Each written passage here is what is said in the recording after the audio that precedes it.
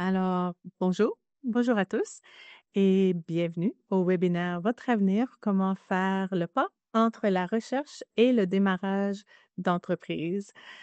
This webinar will be in French, but we have simultaneous translation available if you wish. So please click on the little icon at the bottom. It's either three dots, then look for the planet icon to access interpretation. Alors, bonjour, je m'appelle Sophie Rosa et je suis gestionnaire du rayonnement et des relations avec les parties prenantes à la Fondation canadienne pour l'innovation, ou comme nous l'appelons généralement la FCI. Alors, tout d'abord, j'aimerais mentionner que la FCI reconnaît respectueusement la relation traditionnelle que les Premières Nations, les Inuits et les Métis du Canada entretiennent avec la terre que tous les Canadiens partagent. Avant de commencer, j'aimerais vous parler un peu de la FCI et pourquoi nous organisons cette série de webinaires. Alors, la FCI, c'est un organisme de financement qui investit dans les laboratoires de recherche, dans des équipements et dans des installations sur les campus à travers le Canada. Cela va de séquenceurs d'ADN et de microscopes électroniques aux infrastructures à plus grande échelle, telles que les réseaux de suivi des océans et les navires de recherche. Bref, nous avons financé plus de 13 000 projets en 28 ans et vous pouvez donc imaginer qu'un grand nombre des projets de recherche auxquels vous pouvez penser au Canada utilisent probablement l'infrastructure que nous avons financée. Alors, les investissements que nous réalisons permettent d'attirer les meilleurs chercheurs au Canada et de les préparer à devenir des leaders mondiaux dans leur domaine. Alors, cet accès à des laboratoires et à des outils de recherche de pointe leur permet de relever les nouveaux défis tels qu'une pandémie, la sécurité alimentaire ou le changement climatique et bien sûr bien d'autres. Alors, pourquoi ces webinaires? Bien, les laboratoires que nous soutenons servent également d'incubateurs à des entreprises audacieuses. Puis, ce sont ces espaces où les étudiants de premier et de deuxième cycle mènent des recherches, rencontrent des mentors et s'efforcent de transformer leurs idées de recherche en entreprises florissantes. En fait, chacun des panélistes que nous accueillons aujourd'hui a étudié ou travaillé dans un laboratoire financé par la FCI. Et en tant qu'organisation, mais nous reconnaissons la valeur de ces opportunités et espérons inspirer les étudiants à voir la même chose. Alors, pour le déroulement de la discussion, nous allons laisser autant de temps que possible aux panélistes pour répondre à vos questions vers la fin. Et si vous pensez à une question pendant que vous écoutez la discussion, n'hésitez pas et écrivez-la dans la section Q&A dont l'icône se trouve dans le bas de votre écran et on va essayer d'y répondre autant que possible pendant le temps que nous avons ensemble. Alors, passons maintenant la parole à notre animatrice, Livia Gabou. Livia dirige les initiatives entrepreneuriales du Centre d'entrepreneuriat de l'École des sciences de la gestion de l'Université du Québec à Montréal. Et ce centre soutient les étudiants, les diplômés et aussi la société québécoise en général. Livia a créé aussi des partenariats pour favoriser des entreprises innovantes et elle est responsable, innovantes et responsables, pardon. Alors, à l'écoute du milieu des affaires, elle facilite aussi l'accès aux ressources essentielles pour réussir dans l'écosystème entrepreneurial québécois. Alors, assez pour moi là. Livia, la parole est à toi. Je te laisse le micro. Merci beaucoup, Sophie, puis la FCI de m'inviter aujourd'hui pour modérer ce webinaire très intéressant. En effet, au centre, donc, on accompagne beaucoup les étudiants. On rencontre justement des étudiants de différents profils avec différents niveaux d'études. Puis c'est sûr que les chercheurs, les doctorants sont aussi des étudiants extrêmement intéressants avec lesquels on aime travailler parce que souvent à la clé, il y a de très, très beaux projets entrepreneuriaux qui sont réalisés. Donc aujourd'hui, on va rencontrer justement 3 panélistes différents, avec des profils différents, qui vont venir nous partager leurs expériences. Donc, pour les présenter, vous avez Caroline Boudou, cofondatrice de Castor Optics, une entreprise spécialisée dans la fabrication de composants et de modules sur mesure en fibre optique basée à Montréal. Vous avez également Frédéric Leblond, cofondateur de Revel Surgical, une entreprise basée à Montréal qui développe la technologie Sentry, utilisant un phénomène optique dans le domaine médical. Et vous avez également Sean Bassé, fondateur et vice-président de l'ENMI, situé également à Montréal, gestionnaire de projets de construction, avocat et ingénieur. Il a créé et développé des entreprises qui lui ont permis d'acquérir une expertise en droit de la construction. Alors, pour davantage connaître les panélistes, je vais les laisser se présenter quelques minutes pour décrire leur parcours entrepreneurial et davantage leur profil. On va commencer avec Caroline. Bonjour à toutes, bonjour à tous. Merci Livia, merci à la FCI de nous recevoir. Donc, mon nom est Caroline Boudou, je suis professeure titulaire au département de génie physique de Polytechnique Montréal. J'ai fait mon parcours, j'ai fait mes études à l'Université Laval en génie physique au baccalauréat. Ensuite, je me suis exportée quelques années. J'ai fait mon doctorat dans un programme conjoint entre le MIT et... non, excusez-moi, je viens d'avoir un petit pop-up ici. Pardon. Donc, j'ai fait mon doctorat dans un programme conjoint de la MIT et l'École de médecine de Harvard aux États-Unis, où j'ai travaillé sur l'optique biomédicale avec les composants qui existaient à l'époque et en remarquant qu'on pouvait améliorer chacune de ces composantes-là pour faire de meilleurs appareils. Je suis revenue à Montréal, à Polytechnique, où j'ai démarré mon laboratoire en 2007. Et c'est en 2013 qu'on a fondé avec Nicolas Godbout, cofondateur, et Alex Cable, le fondateur de Thor Labs, une grosse multinationale, et Normand Bray.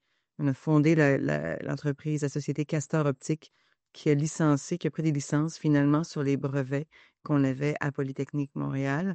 Et depuis, on a des brevets qui continuent à être créés dans mon laboratoire avec les installations de la FCI. Et Castor contribue à sa propre recherche aussi. Donc, essentiellement, maintenant, je mène un peu deux laboratoires, plus fondamental à Polytechnique et un plus appliqué au sein de Castor Optique. Parfait. Frédéric? Oui, ben bonjour à tous. Merci d'être ici aujourd'hui. Merci à la RTI d'avoir organisé cet événement. Moi, je suis aussi professeur titulaire à l'École polytechnique de Montréal dans le département de génie physique, puis aussi chercheur au Centre hospitalier de l'Université de Montréal. Mes laboratoires sont aux deux endroits, donc on a deux plateaux de recherche. Puis mon parcours il ressemble un petit peu à celui de Caroline. J'ai fait en fait, j'ai fait un baccalauréat en génie physique à Polytechnique, cependant. Par la suite, j'ai fait un doctorat en physique théorique. Donc, c'est quelque chose qui m'a amené dans une direction qui est un peu différente de ce que je fais en ce moment. Donc, j'ai appris des choses qui sont intéressantes et utiles, mais complètement différentes de mon domaine actuel. Par la suite, j'ai fait un doctorat justement en théorie des cordes, un postdoc à l'Université de Chicago. Puis par la suite, j'ai eu un séjour en entreprise à Montréal dans une compagnie d'imagerie médicale pour laquelle j'étais chef d'équipe pour le développement d'algorithmes mathématiques de tomographie optique. Là, on pourra en dire long sur ce domaine-là. Puis par la suite, j'ai été engagé comme professeur à Dartmouth, qui est une université au sud de la frontière des États-Unis ici. Là. J'ai été professeur 5 ans là-bas. Après, j'ai été recruté à Polytechnique Montréal. Puis à Dartmouth, c'est ce qui m'a amené un petit peu dans l'entrepreneuriat. J'étais financé par les Instituts nationaux de la santé des États-Unis pour me faire transitionner des sciences quantitatives vers la médecine. Donc, j'étais un ingénieur qui voulait aller vers la médecine. Donc, j'ai eu une subvention pour aller travailler là-dedans. Puis mon mentor, c'était un neurochirurgien me montrer les aspects, je dirais, plutôt pratico-pratiques de comment rendre nos recherches utiles dans le domaine de la santé. Puis, je parlais peut-être de mes entreprises tout à l'heure. Je vais dépasser un petit peu le temps déjà prescrit. Donc, Parfait. Ben, merci beaucoup, Frédéric. Et Sean? Bonjour tout le monde, merci d'être là. Merci à la FCI pour l'organisation de l'événement. Donc, mon nom, c'est Sean Tassé. J'ai un parcours scolaire où j'ai passé par l'ETS, donc l'École de technologie supérieure. J'ai fait un bac en génie de la construction pour ensuite aller travailler comme gestionnaire de projet pour différents développeurs immobiliers dans la région de Montréal. Pendant ce temps-là, j'ai continué à faire mes études en droit. Donc, j'ai fait mes études de soir à l'UQAM pour aller chercher, dans le fond, mon titre d'avocat avec l'intérêt, évidemment, de mélanger le droit et la construction, qui sont aujourd'hui des domaines qui sont qui cohabitent sur tout chantier de construction. Donc, j'ai travaillé pour différents entrepreneurs généraux et puis la pandémie est arrivée et concours de circonstances, mon employeur à l'époque a licencié certaines personnes et puis ça m'a forcé à tomber dans le monde de l'entrepreneuriat. Donc, j'ai débuté avec des associés à ce moment-là, 2 entreprises qu'on a vendues, une entreprise en retail en ligne, puis une entreprise en technologie, que je pourrais parler un petit peu plus tard, pour ensuite revenir à la suite au monde de l'entrepreneuriat général et au monde de la construction pour fonder en 2022 Lemni, qui est une entreprise que j'ai fondée avec 2 autres ingénieurs de l'ETS, qu'on fait dans le fond de la construction multirésidentielle lourde, donc des tours à condos dans la région de Montréal pour différents promoteurs immobiliers. Je suis aussi chargé de cours à l'ETS où j'enseigne le cours de gestion des contrats de construction. Donc, un cours de cheminement standard là, qui mélange dans le fond l'ingénierie et le droit, donc qui est vraiment mon champ d'intérêt. Parfait. Ben, merci beaucoup à vous trois. Donc, comme vous le voyez, on est présentement accompagné de panélistes avec des profils assez divers, mais aussi avec énormément d'études derrière tous ces profils. Présentement, je vais vous poser quelques questions qui vont permettre de découvrir un petit peu comment vous avez fait pour arriver là où vous êtes aujourd'hui et aussi pour expliquer davantage la valeur de vos entreprises et de vos projets d'entreprise aujourd'hui au Québec. Alors, la première question, pouvez-vous nous faire part d'un moment décisif dans votre parcours d'entrepreneur? Qu'est-ce qui vous a incité à franchir le pas et à créer votre entreprise? Et quelles sont les étapes que vous avez suivies pour vous préparer à créer une entreprise? Donc, Caroline, à toi la première. Ben, en fait, on a eu un moment assez clé. On est allé en conférence la première fois quand on avait notre première publication à propos de ces coupleurs-là. Donc, évidemment, on les brevette, puis ensuite, on se permet d'aller en conférence, grosse conférence internationale. Et puis, quand mon étudiante donne sa présentation, il y a 5 personnes dans la salle qui viennent nous voir après en disant: «C'est vraiment intéressant, c'est novateur. On serait curieux si on pouvait voir si on peut jouer avec ça. Est-ce qu'on pourrait en avoir un?» Et à l'époque, on s'était dit: «Bon, on va en faire 5, on les envoie à 5 endroits dans le monde, puis on va voir, ça va nous donner une idée de nous, on aime bien jouer avec ça, mais est-ce que les autres, dans leurs applications, dans leur laboratoire, est-ce que c'est utile et utilisable?» Ça prend les 2. Et puis l'année suivante, nous, on retourne à cette conférence-là avec un deuxième prototype, donc une amélioration. Mais les 5 chercheurs qui nous ont contactés à la première édition vont dans leurs conférences respectives et là, encore une fois, 5 personnes lèvent la main, mais là, on est rendu à 25. Et très rapidement, on se rend compte que c'est pas soutenable. On n'a pas besoin de faire beaucoup de calculs, d'aller dans la théorie des causes. Je pense, Frédéric, tu es d'accord que si on rentre dans ce régime exponentiel-là, rapidement, on ne pourra pas juste dire on va le faire sur le coin du laboratoire puis les envoyer avec les. Donc, ça a été un des points tournants de se dire euh, l'impact. C'est sympa d'avoir un nouveau module dans notre laboratoire, puis dans le laboratoire de nos amis, mais sans manufacturing de masse, sans être capable de vraiment l'envoyer partout puis de le rendre disponible, l'impact est limité. Donc, c'est à ce moment-là qu'on a rapidement songé à mettre quelque chose sur pied. OK. Frédéric, pour toi? Oui, mais moi, c'est un exercice que j'ai fait, initier les efforts, lui, à l'entrepreneuriat de mon côté, puis à la commercialisation, avec beaucoup de réticence d'un certain point de vue. C'est-à-dire que c'est suite à avoir réfléchi beaucoup sur comment on peut avoir un impact, en tout cas, je dis je, là, mais comment on peut avoir un impact justement sur la société, sur les gens qui nous entourent. Puis à un moment donné, on peut dire que nous sommes tous bons en recherche, des chercheurs québécois, canadiens. Puis l'idée, c'est comment on s'y prend pour justement pour avoir cet impact-là, puis qu'est-ce qui est requis. Puis est-ce que c'est moi la bonne personne pour initier ces étapes-là, puis quel serait mon rôle là-dedans? Ce que j'ai compris à un moment donné, c'est que le rôle du professeur, qui devient à un moment donné professeur, chercheur, entrepreneur, ben, il est très important dans la chaîne d'innovation. Euh, En tout cas, pour le genre de technologie que moi, je développe dans mon laboratoire. C'est-à-dire des technologies qui ne cessent pas d'évoluer et d'avoir besoin d'évoluer le jour où on décide de les commercialiser. Donc, on doit initier certaines étapes. Puis, si on découple on va dire les fondateurs, les chercheurs initiaux de cet effort-là, ben malheureusement, dans beaucoup de cas, ça ne fonctionnera juste pas. Puis on le sait déjà. On pourrait déjà dire au début de l'aventure. Fait que c'est un peu comme ça, moi, que je suis arrivé là-dedans. Puis bon, j'ai réalisé avec mes expériences, justement, avec mon mentor neurochirurgien à Dartmouth, après un peu, c'est quoi que ça prenait pour rendre la recherche utilisable d'un certain point de vue, pourquoi il fallait vraiment favoriser des développements technologiques.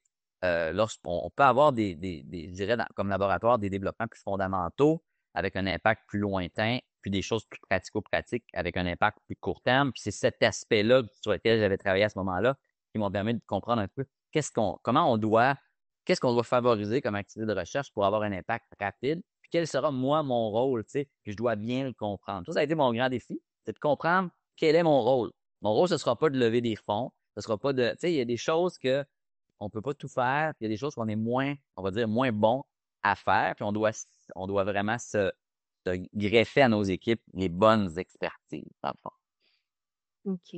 Puis au final, c'était qui a chapeauté l'ensemble, c'est-à-dire à la fois toute la réflexion pour savoir, ben moi, je dois faire ça, je dois passer à telle étape, etc. C'était qui l'intervenant qui vous a permis de cheminer dans toute cette réflexion?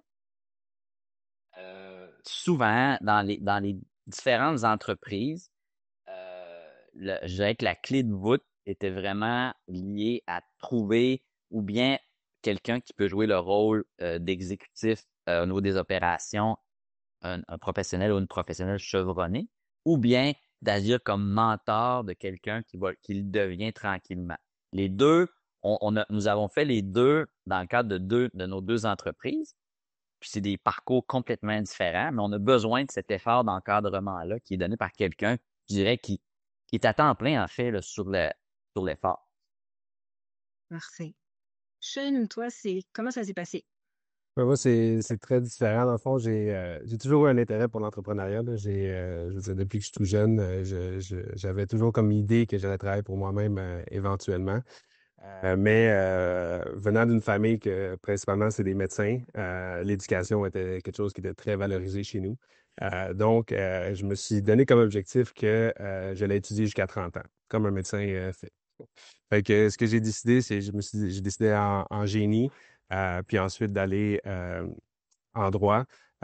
Donc, j'ai fait beaucoup d'études, beaucoup de recherches de premier cycle, si vous voulez, beaucoup d'applications. Tu sais, à l'hôtel, on fait plein de différents laboratoires, plein d'essais et tout ça. Donc, beaucoup de connaissances.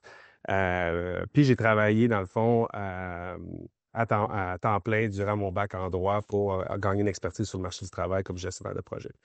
Puis comme j'ai mentionné tantôt, la pandémie est arrivée, puis l'employeur que j'avais a pris la décision de congédier une grande partie de ses ressources humaines par crainte. Dans le fond, il nous a dit, prenez, tu sais, on vous laisse aller, puis on va vous reprendre dans une couple de semaines. Puis pour moi, à ce moment-là, j'avais un bac en génie, de l'expérience. J'étais membre de l'Ordre des ingénieurs. Tu sais, j'avais mon titre. J'avais mon bac en droit de fait.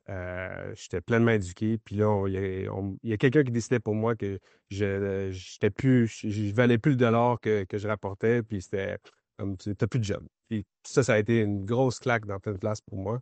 Puis c'est à ce moment-là, très précis, que j'ai décidé que ça allait jamais arriver à nouveau. Puis que j'allais entreprendre mes propres démarches comme entrepreneur. Puis je suis convaincu que ça prend ce moment d'arrêt-là pour pouvoir réfléchir à des idées puis commencer à s'orienter vers un projet que vous êtes passionné puis que vous voulez entreprendre comme entrepreneur. Puis ce que j'ai fait, c'est que je me suis retourné vers des personnes, en fait, deux frères avec qui j'avais travaillé pour leur père. Leur père était encore promoteur immobilier, puis les deux fils avaient environ mon âge. Et puis, je me suis lié d'amitié avec eux autres. Puis, quand j'ai été mis à pied, on a commencé à brainstormer sur des idées et on a trouvé une idée on allait lancer une entreprise de masques réutilisables. Puis ça, c'est au début de la pandémie. Euh, et d'être entouré de ces deux personnes-là, que leur père est un entrepreneur depuis toujours, puis qu'eux, autour de la table, puis au party de Noël, ils ne parlent pas de médecine. Ils parlent d'entrepreneuriat constamment. C'est eux autres, c'est clair, net et précis pour eux autres qu'il n'y a pas deux chemins dans la vie, c'est t'es un entrepreneur puis ça finit là. Puis d'être entouré de ces deux personnes-là m'a permis puis de lancer cette entreprise-là. On a vendu pour 3,5 millions de dollars de masques réutilisables en un an. On avait le Shopify le plus, tu sais, qui roulait le plus de l'année. Ça a été des défis logistiques, des défis d'approvisionnement, tout ça. Puis j'ai tellement appris durant cette période-là. Puis je savais que j'allais pas vouloir avoir un magasin en ligne tu sais, pour le restant de ma vie, mais l'expérience de se lancer dans l'entrepreneuriat m'a permis d'avoir au moins une partie des outils que j'avais besoin pour ensuite me lancer dans l'entreprise que je savais que j'allais garder pour les prochaines années. Intéressant. L'entrepreneuriat qui arrive comme ça, à point nommé, et on ne l'avait pas prévu. Non, c'est intéressant. Vous avez eu tous l'occasion de travailler dans des laboratoires et avec des équipements de pointe. Qu'avez-vous retiré de cette expérience en termes de nouvelles compétences ou d'idées qui ont servi de base à vos projets d'entreprise? Frédéric, je te laisse commencer. Ah, ouais, OK, merci beaucoup. Comme professeur d'université, ben, je pense que les gens qui sont ici doivent le savoir, les équipements de nos laboratoires sont financés par la FCI. Donc, ça nous donne, ça nous donne la possibilité de faire plusieurs choses, évidemment, avec ces instruments-là. Donc, sans ça, on peut pas tester des idées, par exemple. Donc, afin, tu sais, comme je pense que les entrepreneurs qui sont ici vont probablement être d'accord avec le fait qu'avant que quelque chose marche, il faut en essayer une centaine. Fait que, tu sais, c'est comme, donc, par exemple, beaucoup de nos compagnies sont beaucoup articulées autour des données. Donc, amasser de larges ensembles de données afin de faire des preuves de concept, tu sais, de différentes choses. Dans notre cas, c'est développer des tests diagnostiques en de données.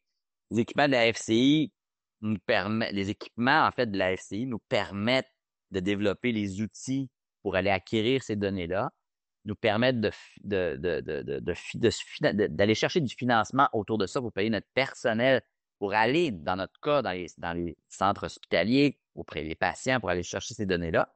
Puis ensuite de ça, on est en train de développer des modèles prédictifs, par exemple, qui peuvent être utilisés dans le cadre de ces compagnies-là, par exemple. T'sais? Fait que c'est sûr que sans ça, on peut rien faire. Puis l'autre aspect qui est important, puis Caroline en a parlé un petit peu tantôt, elle parlait de propriété intellectuelle. Dans notre secteur, avoir un portfolio de propriété intellectuelle fort en amont de l'effort entrepreneurial est important pour des fins d'investissement, sécuriser les investissements, entre autres, puis assurer je dirais, un chemin plus facile des innovations vers la commercialisation, évidemment, mais aussi d'avoir ces équipements qui nous permettent d'acquérir des données. Ces données-là, souvent, sont difficiles à acquérir et ne peuvent pas être faites par d'autres personnes. Donc, la propriété intellectuelle, d'un certain point de vue, est importante, mais d'être capable de courir rapidement pour ramasser des données, pour prendre de l'avance sur nos compétiteurs existants au potentiel est d'une valeur absolument inestimée. Donc, pour moi, c'est ça qui comptait beaucoup dans le développement de nos compagnies. Laureline, tu voulais ajouter? Ben oui, j'ai envie de rebondir sur ce que tu dis, Frédéric. On a démarré une compagnie il y a un peu plus de 10 ans, puis on est en train d'en redémarrer une autre maintenant. Et c'est sûr que souvent, on achète de l'équipement pour une expérience donnée, mais au fur et à mesure que les laboratoires font ça, on se crée un parc, hein, autour de nous. Ouais. Si bien que là, j'ai un étudiant qui on est en train de faire un nouveau truc en fibre optique, puis il dit, je pense que ça peut servir à ça. Ouais. Et là, le soir, on se dit, bien, comment on le testerait bien? On aurait besoin d'un laser comme ça, un laser comme ça, puis un laser comme ça. Puis là, on fait le tour et on finit par les trouver, mais en quelques jours. Et donc, rapidement, on est capable de dire, ça marche, on essaie quelque chose. Et donc, de ne pas être obligé d'avoir accès à cet équipement-là à fine pointe. On a aussi, dans mon laboratoire que j'ai acheté grâce à la FCI au début, c'est un tour pour faire des lentilles à pointe de diamant. C'est excessivement rare. Mais ça nous donne la flexibilité d'essayer des formes extraordinaires, de laisser libre cours à notre imagination, mais carrément. Puis les étudiants d'ici, après nos équipements, c'est les cerveaux de nos étudiants d'ici, d'être capables de dire absolument que le ciel, c'est la limite et plus. Pour leur dire, si vous avez une idée, peut-être pas juste dans mon labo, peut-être pas juste dans le département, mais on regarde un peu dans le parc d'équipements au Québec, au Canada, puis on arrive toujours à trouver quelqu'un qui peut nous aider à rapidement tester une idée. Puis si ça fonctionne, ben là, on peut après ça dire, OK, on va plus loin ou de façon encore plus importante, tuer l'idée, dire, oh, ça fonctionne pas. Mais ça fonctionne pas parce que j'ai rabouté avec 3, 4 affaires. Ça fonctionne pas parce que j'ai pris le meilleur instrument. Ça fonctionne pas, on tue l'idée, on passe à autre chose. Dans les deux cas, c'est critique. Et ça, on mentionnait plus tôt que ça fait 28 ans, la FCI, hein. Ça fait 28 ans qu'on accumule l'équipement de pointe au Canada et qu'on est toujours capable de trouver quelqu'un pour nous permettre de tester une idée, de continuer avec l'idée ou de la tuer selon les résultats. Et ça, c'est critique. OK. Oui. Très intéressant. Puis au niveau, par exemple, de toute la recherche justement que vous faites dans les laboratoires, en moyenne, là, si on devait découvrir, c'est combien de temps que vous mettez pour que, il y a la recherche, puis après, il y a l'aspect commercialisation.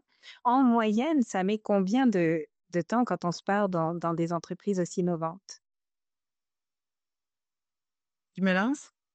Vas-y, Caroline. Ben, il y a le démarrage et ensuite, il y a la maintenance.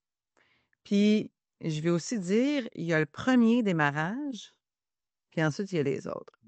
Fait que j'ai eu la chance de démarrer la première compagnie, de la co-créer avec Nicolas Godbout et avec tout de suite, on avait des partenaires extraordinaires, des employés fabuleux. Mais au début, là, c'est clair que je faisais 2 jobs temps plein en même temps. Parce que puis là, Sean, tu as mentionné quelque chose je me permets de te tutoyer, Sean, pardon, mais tu as mentionné quelque chose de super important. Tu sais, tu dis: «Je vais étudier jusqu'à 30 ans». Mais moi, je n'avais pas de MBA et j'ai pas d'entrepreneur dans ma famille, j'avais aucune idée. Fait que quand je dis que j'avais 2 jobs à temps plein, c'est-à-dire que je faisais ma job de prof, puis le soir, tu sais, j'étais célibataire, pas d'enfant, fait que je faisais la job de j'apprends c'est quoi l'entrepreneuriat avec des mentors extraordinaires, tu sais, qui ont pris le temps de vraiment, tu sais, répondre à nos questions puis tout ça. Fait que la première, c'est parce que c'est comme si tu fais ton MBA en même temps que tes fait que, tu sais, la première compagnie, c'est 2 jobs à temps plein. Après ça, là, je me sens à l'aise pour dire: «OK, on peut en partir d'autres», mais avec des étudiants, puis maintenant, c'est moi qui fais le mentorat. Fait que maintenant, de prochaines générations, c'est les étudiants qui partent, puis moi, je suis un petit peu le gérant d'estrade, là, tu sais. Je donne les guides un peu à gauche, un peu à droite, mais je peux pas faire 3 compagnies. Je peux pas faire 3 jobs temps plein maintenant avec une famille et tout ça, c'est autre chose, mais au début aussi, j'avais le temps. Fait que, tu sais, dans ce temps-là, tu mets le temps. Tu sais, j'avais aucune contrainte. Fait que ça allait me faire 8 heures à l'université plus 8 heures chez Castor, c'était correct, là. Mais maintenant, ben, un peu plus d'expérience, donc je peux et aussi Castor est plus grosse, donc Castor, c'est une vraie boîte avec des vrais directeurs, vraies directrices et donc maintenant, c'est je dirais quelques heures par jour sur Castor quand même, mais ça s'ajoute facilement à un job de prof plutôt que de dire, 8 heures, ça c'était beaucoup. OK. Frédéric, as-tu ou Sean, je veux pas, je vous laisse aller. Ben, je vais laisser Sean. Je pense que c'est à ton tour de parler, puis j'aurais quelque chose à ajouter par la suite. Ben, je peux parler pour ce qui est des installations, mais tu sais, Frédéric, Caroline, moi, je suis pas dans l'appliqué comme vous autres là, de recherche pure. Tout ce que je peux dire, c'est que dans mon cheminement scolaire, puis principalement à l'ETS, d'avoir des situations, puis c'est très pratique l'ETS, là, pour ceux qui ne le savent pas, là, c'est un cheminement d'ingénierie qui est différent de la Polytechnique ou de Concordia. Là, on est très appliqué avec des stages et tout ça. On fait beaucoup de laboratoires, beaucoup de travaux pratiques. Des installations, moi, je me rappelle d'arriver à l'ETS et de dire, wow, hey, tout est neuf, tout est beau, tout est à la fine pointe. Puis des expertises en enrobé bitumineux, des expertises en béton. C'est vraiment très, très impressionnant de voir les laboratoires, puis de les vivre, puis de faire les laboratoires, puis d'être évalué sur tes rapports de laboratoire, de faire les différents essais, de les voir visuellement se créer devant toi, puis faire les constatations scientifiques devant toi, t'amène une manière de réfléchir qui est, à mon avis, unique. Puis moi, j'ai la conviction que tout le monde devrait faire un bac en ingénierie, là. Je trouve que ça te permet d'avoir une manière de raisonner, une manière de réfléchir où tu parcours l'ensemble des données qui sont devant toi, puis tu les prends, tu les organises dans une manière pour ensuite trouver la solution que tu recherches. Puis je pense que c'est à l'aide de justement toutes ces situations-là de recherche, de laboratoire qui sont faites dans ces parcours universitaires-là, qui permettent ensuite d'avoir les outils nécessaires pour être de bons entrepreneurs. parce que c'est pas facile d'être un entrepreneur. Puis c'est encore plus difficile d'être un bon entrepreneur, puis un entrepreneur qui a du succès. Puis je suis convaincu que d'être éduqué, puis d'avoir ces expériences-là dans ces établissements-là de FinPoint permettent d'avoir plus de succès en entrepreneuriat. Puis, puis Liliane, pour répondre à ta question au niveau du temps, je pense que en complément de ce qui a été dit auparavant, ça dépend un petit peu. Les compagnies ont des événements dans leur vie qui vont requérir différents apports de temps de quelqu'un comme un fondateur ou une fondatrice, par exemple. C'est comme le rôle, à un moment donné, on se tasse un peu, on laisse la compagnie aller, puis il faut revenir et revenir de temps en temps, là. Comme par exemple, des crises avec les partenaires stratégiques, tu sais, qui ne peuvent être gérées que par des gens plus seniors, des choses comme ça. Tu sais, à un moment donné, ça peut être des mois là, impliqués dans un dossier, tu sais, pour aider la compagnie à ce niveau-là. Par exemple, un problème de financement, une contraction au niveau des employés, puis ramener la compagnie parce qu'il y a moins de stable dans la compagnie, il faut revenir, il faut donner, il faut y contribuer plus. Tu sais, c'est un petit peu ça. Donc, Caroline parlait plus du début peut-être, mais après ça, dépendamment du style de la compagnie, nous, c'est des compagnies médicales, donc c'est des produits médicaux. C'est long avant qu'on vende quelque chose. Fait l'idée, c'est qu'on dépend beaucoup de financement, de rondes de financement avant de passer tous d'avoir franchi toutes les étapes réglementaires vers un produit. Donc, il y a des étapes dans la vie de la compagnie où elle est comme un petit oiseau dans son nid tout seul qui sort de l'œuf, là, tu sais, puis on peut se faire manger par n'importe qui. Fait que les fondateurs sont importants, puis là, il faut mettre beaucoup de temps à ce moment-là. Parfait. Puis tout parcours entrepreneurial comporte des défis. Quels ont été les principaux obstacles auxquels vous avez été confrontés lors du passage de la recherche à l'entreprise et comment les avez-vous surmontés? Ah, Sean. Je pense que, en tout cas, dans mon cas, moi, c'est sûr que de trouver la bonne équipe, là, puis, tu sais, tu sais, je me rappelle, j'ai lu ça à quelque part, là, que pour partir en affaires, ça prend une idée, ça prend de l'argent, ça prend le bon timing, mais ça prend surtout une bonne équipe. Puis les gens qui financent les projets regardent énormément l'équipe et la complémentarité dans l'équipe. Puis je vous dirais, dans mes 2 premières entreprises, j'ai vécu certaines frustrations, certaines situations qui m'ont permis que quand j'ai fondé Lemni avec mes 2 associés, je savais exactement qu'est-ce que j'avais besoin comme partenaire pour avoir du succès dans l'entreprise que je cherchais. Puis encore à ce jour, on est rendu à notre 4e année en fonction. La communication entre les fondateurs pour arriver à livrer la marchandise, puis s'assurer que tout le monde pagaille dans le même sens dans le bateau. Là. Tu ne veux pas quelqu'un qui paye dans un sens différent. Ça, c'est quelque chose de très important. Puis évidemment, ben, l'argent, le financement, moi, j'ai bootstrappé mes entreprises, ce qui veut dire que je les ai financées moi-même avec mes associés. Puis, on avait des stratégies, nous autres, pour rentrer de l'argent très rapidement dans l'entreprise. Puis ce qu'on a fait, c'est principalement qu'on a vendu des services de consultation. On a vendu notre temps. Fait qu'il y en avait un des cofondateurs qui vendait du temps, qui ramenait de l'argent dans l'entreprise, pendant que les autres continuaient à pousser l'idée générale, l'idée principale du projet. Donc, travail d'équipe pour essayer de rentrer de l'argent dans l'entreprise pour permettre, dans le fond, de commencer à faire rouler la machine financière qui est critique, dans le fond, pour toute survie d'entreprise. OK. Caroline? En fait, on vient de voir avec Frédéric et Sean nos 2 modèles d'affaires complètement différents. Un où ça prend quelques années avant de vendre un produit et donc il faut financer. L'autre, on essaie tout de suite, jour 1, d'avoir des sous. Moi, c'est ce que le plus gros défi, là, carrément, là, c'était de nous convaincre de partir une entreprise. Moi, je viens d'une famille d'académiques. J'ai passé ma vie à l'université. Quand j'étais petite, mes parents se demandaient dans quel doctorat j'allais faire. J'avais 6 ans, puis ils s'obstinaient à savoir quel doctorat j'allais faire. On n'a jamais parlé d'entreprise chez nous. C'est quelque chose que je connaissais pas. Et puis, j'ai eu la chance d'avoir un mentor qui s'est acharné et qui a fini par me faire comprendre qu'il y a autant de modèles d'affaires que de recettes de sauce à spaghetti. Et donc, avant de démarrer la compagnie, on a dû passer 1 an à trouver un modèle d'affaires dans lequel on était confortable. Puis évidemment, le modèle d'affaires, il évolue, là, tu sais, c'est pas fixe, mais tu sais, il faut que jour 1, tu dises, OK, je suis au moins confortable avec ce paradigme-là. Puis oui, c'est appelé évoluer, ça va changer, ça a changé effectivement, mais d'être à l'aise jour 1 avec ce modèle-là. Puis ça, nous, Sean, écoute, ça résonne tellement quand tu dis l'équipe, ça passe par l'équipe et de pas avoir peur jour 1 de dire c'est quoi tes valeurs, puis c'est quoi ton endgame. Puis si nous, on est 4 fondateurs, cofondateurs, si dans les 4, là, on n'a pas les mêmes valeurs, puis, ou des valeurs, tu sais, qui se ressemblent fort, mais surtout les mêmes ambitions, ben là, c'est des plans pour que ça déchire.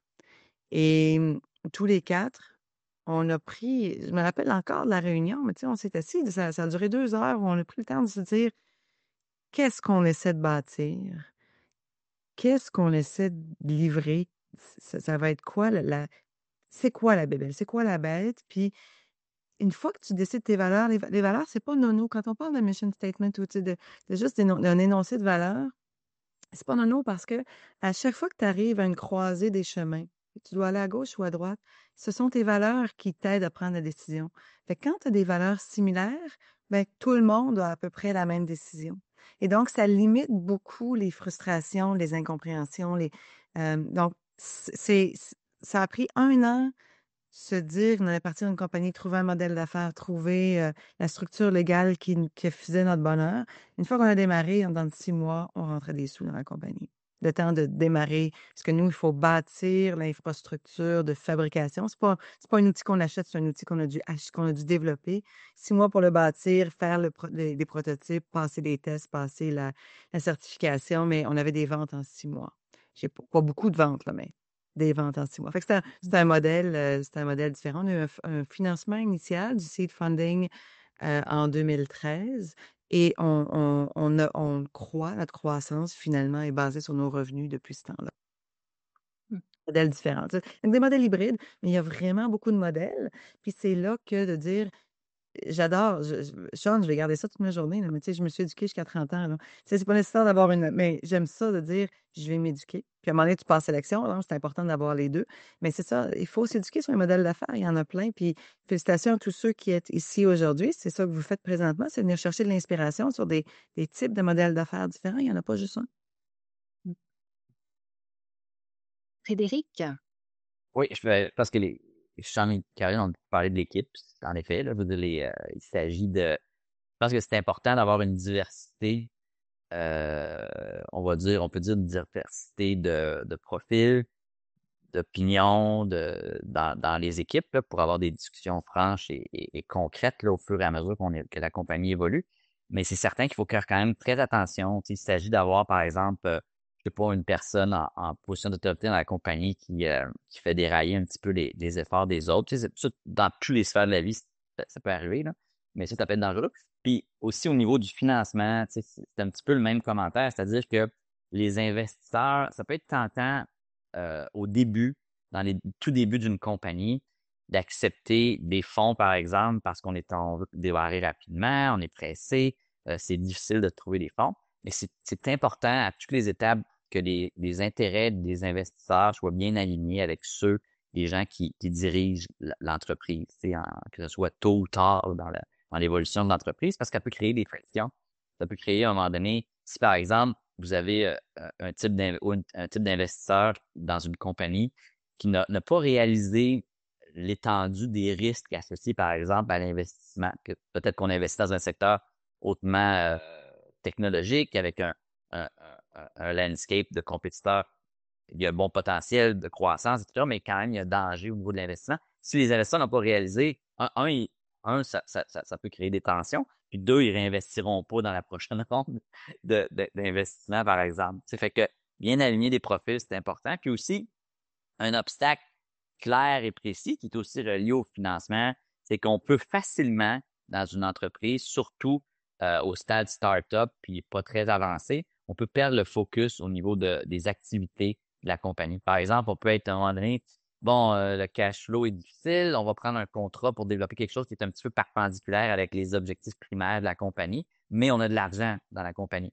Là, ça peut nous amener pas au bon endroit. Un partenaire stratégique, par exemple, avec qui on fait un deal, un gros deal, par exemple, de développement, qu'à un moment donné, ça nous amène ailleurs, mais on n'avait pas prévu. Puis là, on développe pas ce qu'on devait développer par rapport à nos objectifs de croissance. Puis ça, c'est des choses qui nous ont créé des problèmes dans le passé, puis qu'il faut éviter. Donc, ça remet un petit peu aussi l'idée d'avoir des mentors, des gens qui accompagnent les compagnies là, qui sont très, très, très, je dirais, expérimentés. C'est très important hein, de s'accompagner d'une bonne équipe, un board, par exemple, qui évalue à tous les 6 mois avec les exécutifs où est-ce que la compagnie s'en va. Est-ce que pour un petit peu évaluer les enjeux, puis les dangers, des choses comme ça. Donc vraiment, il faut être accompagné. On ne se retrouve pas tout seul face à l'argent. Puis à prendre ses décisions, c'est très important d'aller chercher les conseils pour justement garder un peu le pouvoir sur les choix de son entreprise. Puis quand, par exemple, on est au stade à chercher les associés, c'est peut-être une question aussi pour Sean. Tu disais que ça a été quand même un défi, mais comment est-ce qu'on fait? Est-ce que ça t'est arrivé, par exemple, il y a quelqu'un qui est rentré dans l'équipe ou qui voulait rentrer dans l'équipe, puis finalement, il n'a pas resté? Ou comment est-ce qu'on fait? Est-ce qu'on doit avoir des ententes de confidentialité avant d'aller rencontrer un ami? Euh, Comment ça marche au tout début? Moi, j'ai. Puis mes deux associés m'ont dit que je leur ai menti individuellement quand je leur ai pitché l'idée, là. J'ai dit que l'autre était prêt à sauter, puis que de l'autre côté, l'autre était prêt à sauter. Puis là, ils ont dit, OK, ben si lui, il va, moi, j'y vais. Fait que. Mais c'est. Non, je pense que, tu sais, l'important. Tu sais, pour revenir à ta question de NDA, tu sais, moi, je pense que les idées, au contraire, il faut qu'ils soient partagées. Il faut qu'on en parle. C'est ça que je dis à beaucoup d'entrepreneurs. Parlez-en de vos idées. Le brainstorming, parlez-en à votre mononcle dans le party de Noël. Parlez-en le plus de monde, là, des NDA. Je veux dire, la journée, tu vas l'appliquer réellement, ton NDA, là, tu vas être rendu à un stade pas mal plus avancé que le stade embryonnaire dans lequel tu es présentement. Avoir des idées, c'est facile. L'exécuter, c'est un autre enjeu. Fait que pour revenir aux associés, tu sais, je pense que moi, ce que j'ai réalisé dans mes premières entreprises, j'avais des associés qui avaient des bons skill sets. C'était pas du monde, tu sais, c'était des gens très, très compétents. Puis je travaille encore avec eux autres sur différents projets. Mais c'était ce que Caroline a dit, c'était think with the end in mind. Tu sais, eux autres, ils n'avaient pas le même endgame que moi. Ils venaient d'une famille fortunée, ils venaient d'une famille qu'il n'y avait pas nécessairement besoin que le projet ait un succès final pour, tu sais, c'était plus comme il y avait du temps à donner, c'était la pandémie, ils pouvaient en donner, puis c'était comme, tu sais, moi, c'était ma job à temps plein, puis j'ai pas de coussin, là, tu sais, je suis là, puis, fait que d'avoir think with the end in mind, puis d'aligner tu sais, la vision avec tes associés, c'est une chose très importante. Puis, la manière que tu fais ça, moi, je pense que c'est en essayant de t'exposer à le plus de personnes, de réseauter, de trouver du monde avec qui tu sais, que tu as une bonne communication, aller à des événements. Tu sais, moi, je participais au réseau des entrepreneurs à l'ETS, le RETS, qui s'appelle brainstormer avec du monde, parler avec du monde, rencontrer du monde, augmenter ton réseau. Le plus gros réseau que vous avez, le plus de chances de succès que vous allez avoir. Je veux dire, connaître du monde, c'est tellement essentiel en entrepreneurship. Donc, je pense que ça fait partie de ma réponse. Puis pour venir à mes partenaires en ce moment, ça a donné que c'était des gens que j'ai côtoyés dans ma vie qui sont des personnes. Il y en a un que je connais depuis que j'ai 7 ans. C'est un ancien pilote des Forces armées. Il a une maîtrise en physique. Puis après ça, il est retourné à l'ETS après quand il est sorti des forces. Puis il a 7 ans de plus que moi. Puis on s'est recroisés à ce moment-là. Puis l'autre, je l'ai croisé, je l'ai rencontré durant mes stages à l'ETS. Encore une fois, plus vieux que moi, 7 ans de plus que moi. Et puis, le clic était bon. Ça a été mon best man à mon mariage. Tu sais, fait que c'est des concours de circonstances. Honnêtement, là, il n'y a pas de. Tu sais, puis je suis curieux d'entendre Frédéric et Caroline sur comment ils ont rencontré leurs partenaires, mais tu sais, c'est vraiment d'être curieux et de rencontrer le maximum de monde. Je pense que c'est la meilleure manière de trouver des bons partenaires. Mhm. Frédéric, Caroline, vous vouliez ajouter un point dessus? Peut-être répondre à la question de Sean, comment on l'a rencontré. Donc, comme je disais, moi, je faisais avant j'en fais toujours, là, mais des équipements entiers. Et puis, on utilisait des fibres optiques qui avaient été développées pour les télécoms, euh, qui n'ont pas nécessairement les mêmes requis que ce qui est nécessaire pour l'optique biomédicale. Et donc, je suis venue à Montréal pour travailler, euh, notamment avec Nicolas Godbout, dont le laboratoire assemble des coupleurs en fibre optique de façon un petit peu plus fondamentale. Donc, beaucoup basé sur les télécoms, mais ils ont cette expertise-là de mettre n'importe quelle fibre ensemble pour faire des coupleurs. Et donc, je suis venue ici je voulais continuer à faire de l'équipement, puis je faisais comme Frédéric aussi du transfert en laboratoire. J'étais à Sainte-Justine et encore à Harvard. Et c'est avec Nicolas et son équipe qu'on a développé des coupleurs. Et donc, naturellement, Nicolas est devenu un partenaire privilégié, là. Nicolas et moi sommes cofondateurs de la compagnie. Et c'est vraiment intéressant, mais la compagnie est bicéphale. Donc, moi, je représente le marché. Je suis l'utilisatrice finale. Et donc, je connais tout le réseau. Puis parce que j'arrive des États-Unis aussi, je connais tout le réseau les premiers utilisateurs, les premiers clients, les friends and family là, qui vont t'acheter, qui vont te prendre ta business au départ. Puis Nicolas, c'est vraiment la personne qui est le fiber whisperer, là, qui peut vraiment concocter n'importe quel coupleur. Donc, moi, je lui dis, ben, je pense que le marché serait intéressé à avoir un coupleur qui ressemble à ça, un coupleur qui ressemble à ça, puis lui, il le fait arriver. Donc, la compagnie est encore très bicéphale comme ça parce que tu as Nicolas qui est derrière tout ce qui est R&D, puis moi, je suis derrière tout ce qui est marché. Et puis, il y a Cathy et Lucas maintenant qui sont les deux directeurs, donc directeurs d'opération, directeur du développement des affaires, directrice du développement des affaires. Et on continue comme ça. Et c'est à la fois, donc on a aussi un investisseur, des partenaires stratégiques. Donc ça, c'est important aussi. C'est pas uniquement des investisseurs financiers. On a refusé de l'argent au départ. On a seulement pris des investisseurs qui amenaient une composante stratégique. Donc, il y en a un, c'est Alex Cable, qui est notre distributeur essentiellement. Donc, cette personne-là a inventé Amazon avant Amazon. Donc, il distribuait des pièces optiques partout dans le monde, next day delivery avant 8 heures le lendemain matin. C'était fabuleux. Mais avant Jeff Bezos, finalement, mais pour des pièces de laboratoire. Donc, c'est eux qui distribuent nos produits. On trouve ça extraordinaire parce que moi, ma notion de shipper des composants partout dans le monde, c'est je le prends, puis je le mets dans le bureau à côté, puis fou, Thor Labs s'occupe de le mettre partout dans le monde. J'ai pas besoin de m'occuper de ça. Donc, ça, c'est extraordinaire. Donc, Alex Cable arrivait avec cette expertise-là et cette distribution. Et puis, Normand Brest, un entrepreneur en série à Montréal, qui, lui, était prof à Polytechnique, à une époque où Polytechnique lui a demandé de choisir en disant, tu peux soit être entrepreneur, soit être prof. Puis, lui a décidé de devenir entrepreneur. Et en rétrospect, c'est une excellente décision pour toute la communauté. Mais maintenant, en fait, son intérêt, c'était de dire, ben, j'aimerais ça aider deux profs à être entrepreneurs, mais à rester prof. Et donc, c'est ce qui l'amenait, en plus des sous, évidemment, qui sont toujours les bienvenus au départ pour démarrer la compagnie, mais qui nous a aidés à naviguer cet écosystème-là. Donc, c'est comme ça qu'on a bâti l'équipe. Mais c'était très, très bicéphale dans le sens où il y a quelqu'un qui est très, tu sais, t'as le ministre de l'Intérieur qui arrive à vraiment faire là, les composants puis les amener avec des spécifications qui sont inégalées ailleurs dans le monde. Puis le ministre de l'Extérieur qui dit, ben, je pense que ça peut aller ici, ça peut aller ici. Tu trouves le marché, voir le marché où ça s'en va, puis qui peut les acheter. Donc, c'est un peu comme ça on a formé la compagnie. Pour ma part, j'ai cofondé deux compagnies. Donc, une compagnie de chirurgie qui s'appelle Reveal Surgical, puis une compagnie de diagnostic qui s'appelle Exclaro. Puis la compagnie Reveal, comment c'est arrivé? C'est que je suis allé voir un neurochirurgien qui s'appelle Kevin Petrica à mon arrivée à Montréal, avant de commencer mon poste à Polytechnique. J'ai dit, si je bâtis ce système-là, vas-tu l'utiliser? Puis si ça marche, qu'est-ce qu'on fait avec ça? Fait que Kevin a dit, OK, oui, c'est sûr. Puis tout de suite, quand je suis arrivé, on a mis le système. Après 6 mois de mon arrivée, il a commencé à utiliser le système. On a fait 17 patients. On a publié un article. 6 mois plus tard, on avait fondé une compagnie. Mais évidemment, on avait fondé une compagnie, mais dans, dans toute notre naïveté quant à ce qui s'en venait, puis qu'est-ce qui était vraiment réaliste et réalisable et tout. Évidemment, ça n'a quand même pas fonctionné pas si mal que ça. Mais néanmoins, c'était ça l'histoire pour ça. Puis pour Exclaro, c'est un petit peu différent. J'ai été approché par quelqu'un qui avait qui était dans le domaine de l'immobilier, mais qui a fait un grand impact au niveau de la COVID, l'approvisionnement de matériel comme des masques, par exemple, durant la COVID, par exemple.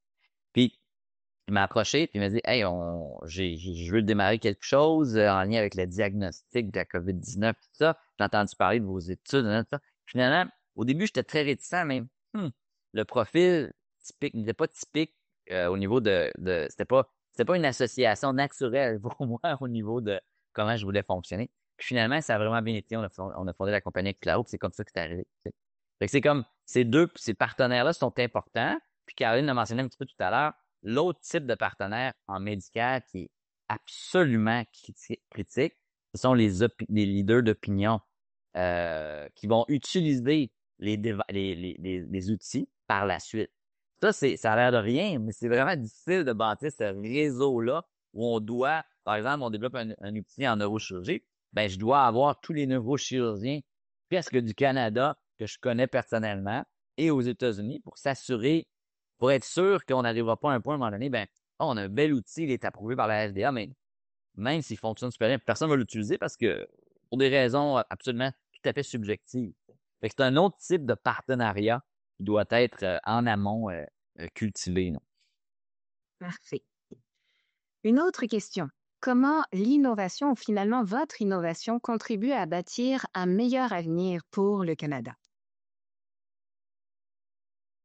Sean. Nous autres, on bâtit des logements, là. Fait que, je veux dire, on sait tous qu'il y a une crise du logement présentement au Canada, au Québec. Puis bâtir du logement en 2025, c'est plus comme c'était dans les années 1990. C'est les entrepreneurs, les sous-traitants s'en viennent de plus en plus sophistiqués, puis les contraintes aussi en lien avec les exigences, par exemple, nouveau climat, des exigences carbone neutre. C'est des projets que je fais présentement, là. Présentement, je suis en train de bâtir un 119 unités à la salle, projet d'environ 30 billions, puis c'est un projet qui est carbone neutre. Donc, ça a ses enjeux, là. Faut être sophistiqué, là. C'est pas clin-clin du coin là, qui peut dire, moi, je m'en vais faire un projet de cette envergure-là. Il faut avoir des gens qui sont capables de lire des rapports d'expertise, des rapports énergétiques, challenger les ingénieurs mécaniques, challenger les ingénieurs en structure, pour pouvoir, évidemment, avoir un balancier entre le promoteur qui veut faire de l'argent et les exigences climatiques, les exigences scientifiques qui sont mises en place pour essayer de rendre l'habitation innovante, puis rendre ça plus vert, plus écologique pour l'avenir. Donc, moi, je considère que mon impact direct, puis c'est ce que j'adore de ce que je fais comme entreprise, c'est qu'on ne fait pas juste brasser du papier, là. Moi, je suis sur un chantier à tous les jours. Je suis dans la roulotte avec mes gestionnaires de projet, avec mes surintendants. Puis à la fin d'une année, je suis capable de voir exactement qu'est-ce qui a été bâti devant, tu sais, sur le terrain. On part d'un terrain vierge, puis après ça, on voit 119, par exemple, unités qui se bâtissent. C'est exceptionnel. Puis ensuite, on peut voir les gens qui déménagent et l'impact que ça a sur les milieux de vie qu'on crée. C'est fantastique. Amélie? Sans compter que tu crées des emplois aussi. Tu sais, tu crées du logement, mais tu crées des emplois aussi. Tu sais, c'est pas rien, là. Euh, Euh, Beaucoup de gens travaillent sur un chantier. Beaucoup d'humains. Énormément d'humains. Oui. ben oui, tu sais, c'est ça. Puis, tu sais, techniquement, non seulement moi j'ai un job, mais j'ai une pension. Tu sais, je suis prof d'université, c'est cool, là, mais so what? À un moment donné, la raison pour laquelle on est parti Castor, c'est créer des jobs ici. Tu sais, on forme des ingénieurs biomédicaux, on forme des ingénieurs physiciens, mais il faut que je sois capable d'atterrir ici aussi. Fait que, tu sais, ça contribue à l'écosystème, c'est créer des jobs. C'est capoté, ce bout-là, là. Puis en plus, à travers l'accord, notre distributeur a déménagé une de ses usines au Canada, a créé Labs Canada. Ça aussi, c'est des dizaines d'emplois. Fait que créer des jobs ici, en tout cas, ce bout-là, moi, le bout qui me fait triper, oui, l'innovation, c'est le fun. Puis oui, tu sais, euh, le rapport signature-bruit des images est bien meilleur grâce à la fibre. Puis ça permet d'avoir un bon meilleur signal aussi dans l'agroalimentaire. Puis on l'utilise dans les lidars. Puis tu sais, nos fibres sont utilisées partout. Ça, c'est le fun. Mais au Canada, on crée des jobs. Puis ces gens-là, ils payent des impôts. C'est vrai, C'est vrai, des dollars les- d'ailleurs qui viennent créer de l'impôt ici. Moi, je trouve ça trippant. Excuse-moi, Frédéric, je t'ai interrompu. Non, c'est vrai, les jobs, c'est super important. Tout ça, c'est ce qui me fait triper dans l'entrepreneuriat, puis comment en lien avec l'innovation et les technologies qui sont développées dans le laboratoire, c'est vraiment l'impact qu'on peut avoir au niveau de la santé humaine, par exemple, puis aussi sur la délivrance des soins afin de sauver les coûts aux contribuables canadiens, par exemple. Tu sais, par exemple, je vais vous donner un exemple. Le test diagnostique qu'on est en train de développer, c'est un test dans la société, si vous êtes à haut risque d'avoir un cancer du poumon, donc vous êtes fumeur, il y a comme des facteurs génétiques peut-être qui font en sorte que vous avez un plus haut risque, ben, vous devez passer des dépistages réguliers au niveau de rayons X, par exemple, des poumons, pour voir si c'est quelque chose qui se développe au fil du temps. mais ces tests-là sont très peu spécifiques. C'est-à-dire qu'il y a beaucoup de cas pour lesquels on dit, il y a quelque chose, on ne sait pas c'est quoi, puis on va envoyer le patient vers une biopsie, vers une chirurgie, puis des choses qui coûtent cher, qui sont stressantes pour le patient. Donc, le test diagnostique qu'on développe en ce moment, par exemple, permet d'augmenter de 25 la spécificité des tests existants rayon X. Donc, ça peut réduire l'anxiété des patients en leur disant, ben, tu l'as pas, fait que viens dans 6 mois, viens dans un an, tu sais, puis c'est correct, tu sais, ton risque est bas, au lieu d'avoir une opération intrusive comme une biopsie physique pour aller chercher un échantillon. Fait que moi, c'est vraiment là que je pense qu'on peut, en tout cas, les technologies, les nôtres en sont un exemple, mais au Canada, là, il y en a plein de chercheurs entrepreneurs ou de chercheurs tout court qui vont être entrepreneurs ou qui ont besoin d'être sensibilisés, d'avoir les ressources pour faire en sorte que leur technologie puisse être amenée dans le vrai monde, si on veut, vers des applications réelles. Ce bout-là est difficile, mais on a encore du chemin à faire au Canada là-dessus. Mais c'est difficile, il faut travailler là-dessus, beaucoup. Parfait. Et surtout pour aider à ce que, sans doute pour aider justement à ce que les idées viennent au monde, là, c'est où le dernier point très important qu'on trouve les mentors? C'est où que vous avez trouvé vos mentors? Mhm. Par hasard. Puis, moi, en fait, je vais dire l'inverse, Livia, je vais vous dire où est-ce qu'on trouve pas les mentors. Les mentors, on les trouve pas quand on reste assis devant la télé chez soi. OK? Ils sont pas là. Ils sont pas là. Donc, les mentors, le premier mentor, je l'ai trouvé dans une conférence scientifique. Je vais aller me promener dans ce qu'on appelle l'exhibit, là, l'endroit où tous les vendeurs viennent parler de leurs nouveaux produits. Puis je me suis intéressée à un nouveau produit, puis il y a quelqu'un qui est venu parler, puis qu'est-ce que tu en penses? Puis on a jasé pendant 1 heure, puis à la fin, quand il m'a donné sa carte, je me suis rendu compte que c'est le fondateur de la compagnie. Puis après, à tous les ans, j'allais continuer la discussion pour voir. Puis j'étais vraiment intéressée par où ce nouveau produit-là s'en allait, puis on avait une discussion scientifique. Et puis l'autre mentor, à une fête quelconque où on célébrait une demande de subvention, puis je pense qu'on célébrait un peu trop fort, puis comme cette personne-là est intéressée par les célébrations, elle s'est venue joindre à nous, puis s'est demandé c'était quoi l'innovation, puis j'ai dit, ah, ben, ça serait le fun de la mettre en marché. Mais peu importe où ça arrive, il y a beaucoup, beaucoup de sérendipité dans mon cas, là, de chance, mais ce que je peux vous dire, c'est que 100 du temps, les mentors, on les trouve pas quand on est assis chez soi dans son salon. Il faut, il faut essayer des choses, il faut se promener, il faut être allé à la rencontre, faut participer, faut s'impliquer parce que c'est bien rare qu'ils traînent, cachés derrière, un set de télé. Mhm. Frédéric, Sean? Je suis entièrement d'accord avec Caroline. Je veux dire, il faut que tu t'exposes à le plus de choses possible, le plus de situations possibles. Moi, j'ai la conviction que si tu es dans une zone de confort, tu n'es pas à la bonne place, là. Il faut constamment que tu sois dans une zone d'inconfort, puis c'est dans l'inconfort que tu progresses. Donc, ça, c'est t'exposer dans des situations que la communication est peut-être un petit peu awkward au début, mais ensuite, ça permet d'amener d'autres discussions. Exposez-vous à le maximum de situations possibles. Puis surtout, quand vous n'avez pas une famille, surtout quand vous n'avez pas d'autres responsabilités. Tu sais, moi, j'ai 2 jeunes enfants maintenant. Je repense à, tu sais, entre 20 et 30 ans, tout ce que j'ai fait, je me dis, ça a été impossible de faire tout ce que j'ai fait avec 2 jeunes enfants. Donc, tu sais, je me dis, c'est le temps de le faire, là. Puis, tu sais, j'avais un sentiment qu'il fallait que ça aille vite, puis il fallait que je fasse bien des affaires, mais je pense que ce sentiment-là, aujourd'hui, je le regarde, puis je me dis, mon Dieu, je suis content d'avoir eu ce sentiment-là, puis de vouloir m'exposer au plus de choses possibles. Puis ça, c'est des jobs, c'est, tu sais, un bac en génie, bac en droit, c'est 2 sphères complètement différentes de ma tête, là. Tu sais, il y en a un qui est super cartésien, l'autre, c'est très gris, puis c'est de l'interprétation de, tu sais, vocabulaire. Donc, c'est de s'exposer à des choses, puis en s'exposant à des choses, tu rencontres plein de différentes personnes, puis c'est ces personnes-là qui vont ensuite devenir des mentors pour toi. Puis moi, mes mentors que j'ai rencontrés, c'est à travers mes stages à l'ETS. Puis après ça, à travers les différents emplois que j'ai eus au fil du temps, j'ai rencontré des mentors qui ont été exceptionnels. Puis c'est des gens qui m'ont enseigné des choses que j'aurais jamais pu vivre sans ces gens-là. Puis ils m'ont guidé à travers mon cheminement qui fait en sorte que je suis où je suis aujourd'hui. Donc, Oui.